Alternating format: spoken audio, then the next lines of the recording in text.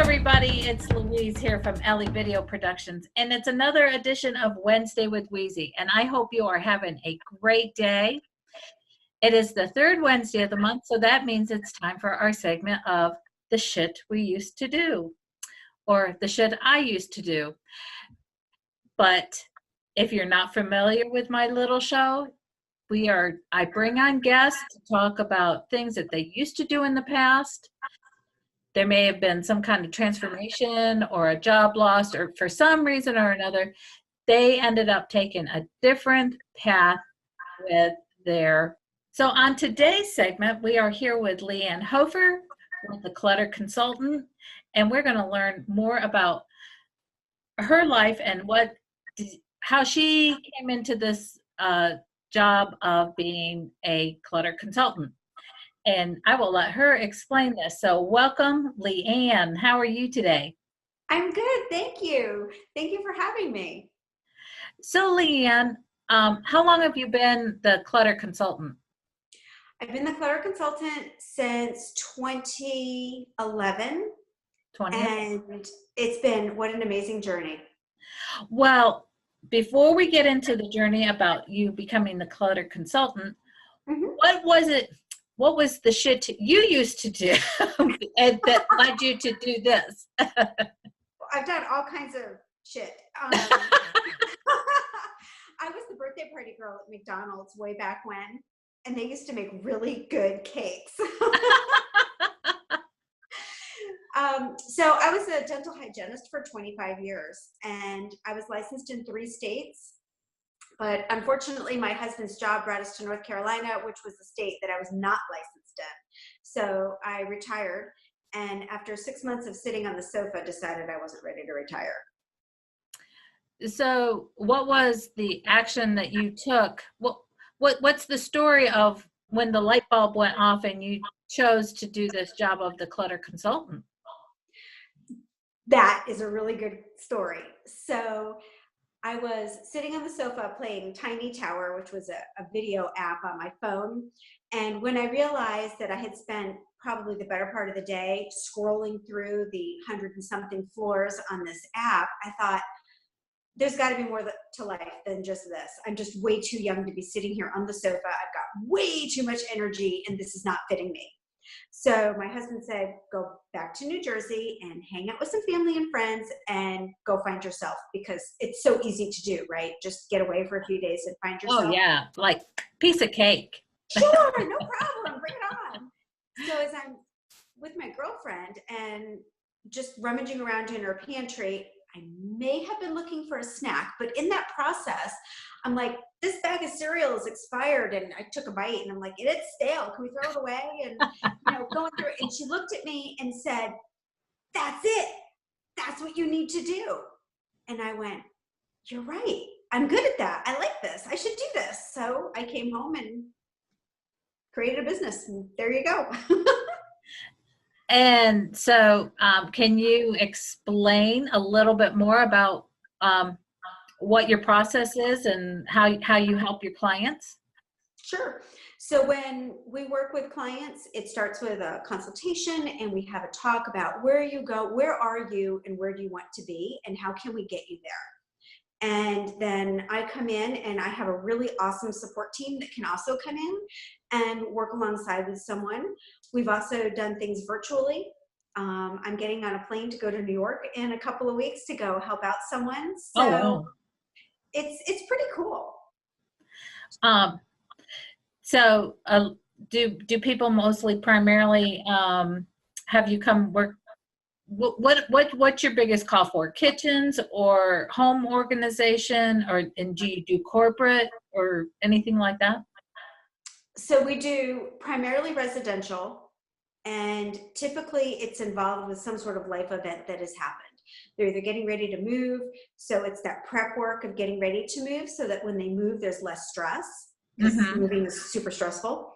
We just finished a project. We had, out of the master closet, we had, guess how many wardrobe boxes? 20. 83. 83? 83. Oh my Lord, I couldn't even get 83 boxes out of my house, I don't think. Well, this particular closet was big. So we met with the client beforehand. We did a huge purge beforehand. Where's it going? If you're not keeping it, if you are keeping it, did an organization of the whole thing. So everything was done not only by category, but also by color. And that way, when the movers came in to pack it up, we were there to coordinate with the movers so that it makes sense when it goes in the box, so that it makes sense when it comes out of the box. Okay. So I do move coordination. We do helping somebody just kind of purge out that extra stuff, because life has a way of kind of leaving a residue behind. And do we really need to keep the artwork with the marshmallow, or do we want to keep or do we just take a picture of it and make a file? So it's meeting somebody where they are. Maybe they do need to keep the marshmallow picture. That's not for me to decide. That's for them. Okay, I'm going to ask you this. Is it Maria Conte? Is that how you pronounce her name? The lady who's on Netflix right now. Yeah. Do you make them hold it and say, "Do I need it?"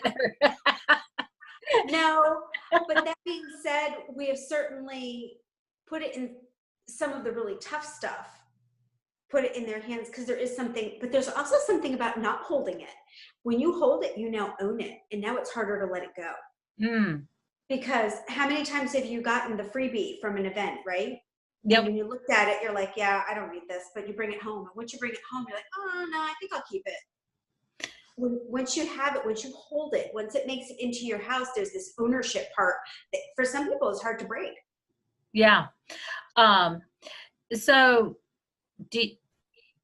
in our pre-interviews and stuff, you said that sometimes that you also practice feng shui and you know, the different things. And I'm sure when you go into these people's homes, there's different emotion, you know, there's things that they're going through in their lives. So do you practicing feng shui and different things like that, do you feel the energies and different things like that? Can you tell us more about that? Sure. So yes, so sometimes I do feel the energy in a space. Once I have spent a certain amount of time, and I don't know exactly when it happened, it's kind of started slowly when I started to actually be able to kind of feel, is this a happy place? Is it not a happy place? Where's the energy getting bunched up? So I started taking a look at feng shui, which is the non-sexy, clutter removal is the non-sexy part of feng shui. The really fun part is the colors on the wall and the decor and where do you put everything. But when you clean out the clutter, you're moving, the energy now can flow through the space better. That's why you feel better after cleaning your sock drawer, because the energy flows through your sock drawer and you're in there all the time. So that also led me to also study Reiki, which is the flow of energy through the body. Because once you have the energy going through the space, it's kind of nice to clear out the body energy and let that flow too.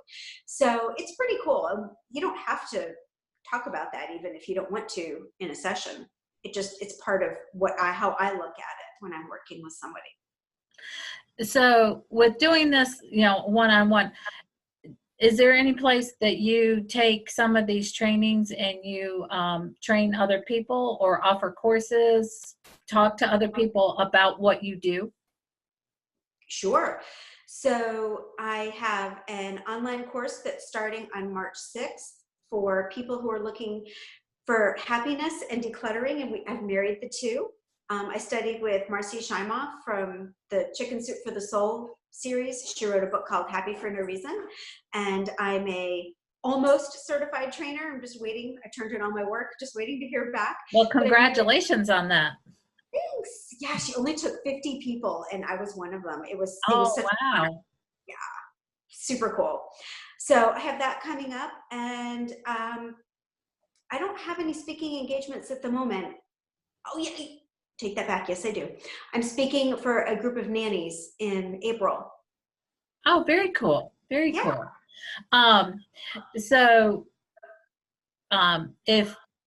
Do you have, you know, how can people reach you and contact you if they want to hire your services? Sure. So if somebody's looking to dig out from underneath all that stuff and kind of find out where they want to go, it's theclutterconsultant.com. They can find us on Facebook at The Clutter Consultant. And happy to reach out. Let's have a conversation. Let's talk it out. Awesome. Well, Lianne, it was a pleasure to talk to you today. And thank you so much for being our guest.